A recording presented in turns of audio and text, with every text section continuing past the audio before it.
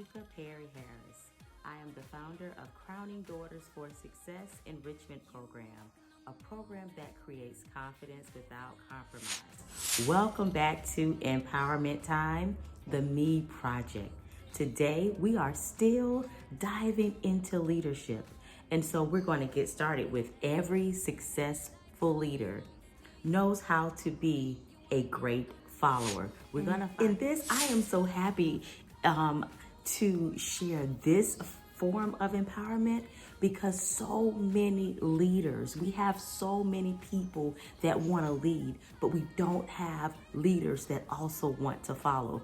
Today in Empowerment Time, you're going to find out that if you are going to be a successful leader, you also need to be a successful follower. Listen, leaders, great leaders, productive leaders, and followers, they share some of the same common goals and attributes. You know, when I look around on social media and communities and families, there are so many people that want to lead, and there are very few that want to follow.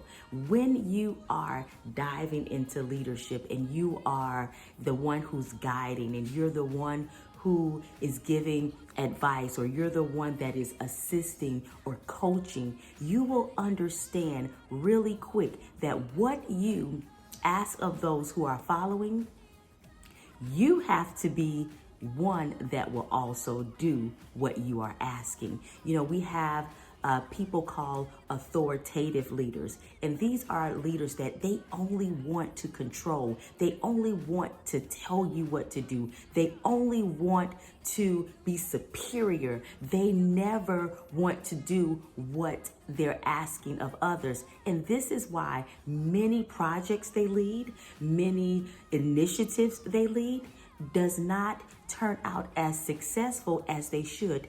Any leader that tells you to clean a bathroom should know how to clean a bathroom better than you. I'm going to pin that right there for you to think about. So if you are a great leader, you should never ask someone who is following to do something that you are not humble enough to do. So let's talk about some common qualities that leaders and followers have if they're working towards accomplishing something. Remember, it does not mean someone is above you because they're guiding you. It does not mean someone is above you because they have authority over you. It is the experience, it is the knowledge, and it is the power in a position that they possess that brings more chances of success than someone with less experience, less qualifications. It doesn't mean that they are better. So let's talk about how great leaders and followers are the same in so many ways. Guess what? Every leader and every follower, they have to have patience. So leaders and followers alike must possess patience. Patience is required. It gives us the tenacity and the strength to execute the quality of tolerance and clarity. When you have no patience, you don't have any tolerance for anything. You don't have patience to wait. You don't have patience for things to get better. You don't have patience to work with others until they possess the qualities that they need to possess. Leaders have to be patient enough to listen to others. Leaders have to be patient enough to allow others to share their opinions. And we cannot have everything done our way. That's a follower as well as a leader. Everything is not going to be done our way or at our pace. So therefore, we have to have the ability to wait calmly until a situation is born, until a situation manifests itself. Is imperative, you know, because patience is being able to accept or tolerate trouble, delay, without getting upset. You have to understand anything that is worth leading is going to require you to be able to endure challenges. endure delays.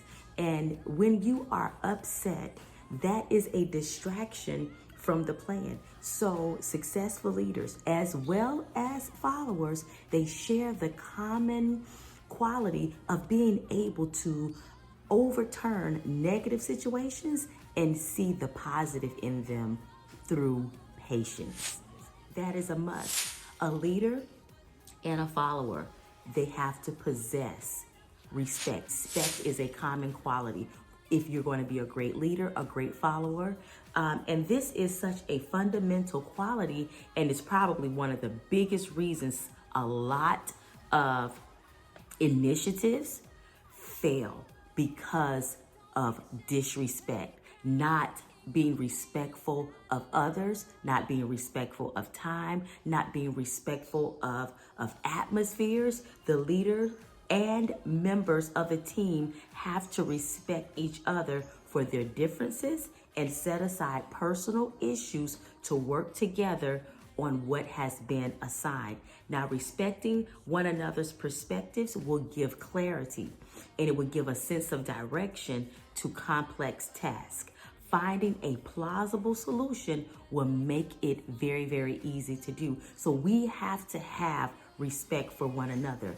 If you are a great, successful leader, you will be a great follower. You will allow others to present how they feel. And if their idea is more suitable than your idea, you will not mind revising the plan. So you have to be very aware that leadership does not mean control. Leadership does not limit you following. Leadership means that you have the humility to also follow and the strength to also lead. Another common quality that leaders and followers must have: effective communication. So many leaders feel like they're the only ones that's supposed to give orders and talk and overpower others because these people are following, but that is not at all true and successful leadership. So you guys need to understand this. When you are leading initiatives for school, if you're somehow the team captain for a sports or for a club, you need to understand that you have a great responsibility to lead, but you also have a great responsibility to follow. Back to effective communication. Lack of communication will cause everything to crumble. When you don't know how to listen, when you don't know how to speak to people respectfully, when you misappropriate what someone is saying, and you don't know how to follow rules and guidelines, listen, it is a basic skill. Communication is a basic skill that needs to be established. And communication is the skill that blossoms relationships or crumbles relationships, blossoms initiatives or causes initiatives to crumble. Some people may refrain from sharing their opinion because they are afraid that they won't be heard. So a good leader knows how to communicate in a way that opens up the gates for those they are guiding and following to be able to speak up as well as make suggestions. Having unnecessary insecurities, not knowing how to communicate your strengths, communicate your thoughts, it will cause a lack of creativity. So when you are a successful leader, you want others to be their authentic selves in every circumstance that is being led by you. So that brings more creativity. When the communication is shut down, no one wants to speak. No one wants to be themselves because they are afraid. And it truly risks the project. It risks the project. It will not be as successful as it could be. So everyone should know how to openly discuss and address problems within the group. That is effective communication, being assertive and being able to discuss issues and come to a common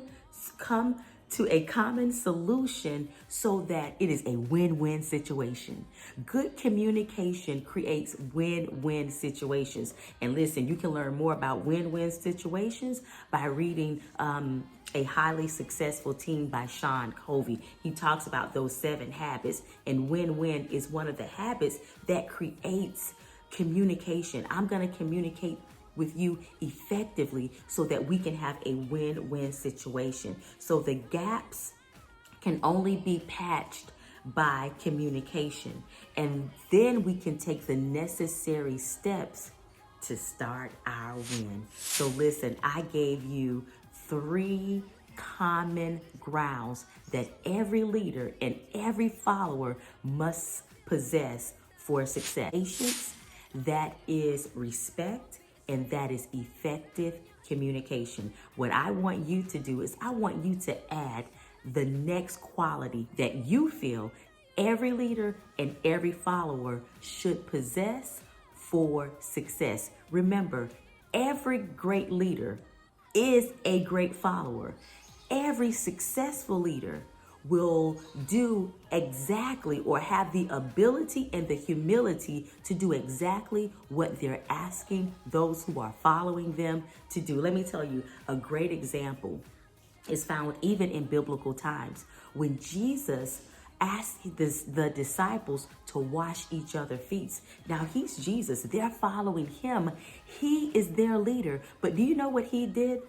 He washed the feet of his disciples to let them know that he can humble himself enough to do what he was asking them to do. Guess what? He was the example. And that is the first style that we talked about by being a personable leader, leading by example. So remember, what is another quality, another common quality that every leader and every follower should possess? Make sure you pass this quality along to parents, after school coordinators, or even some friends.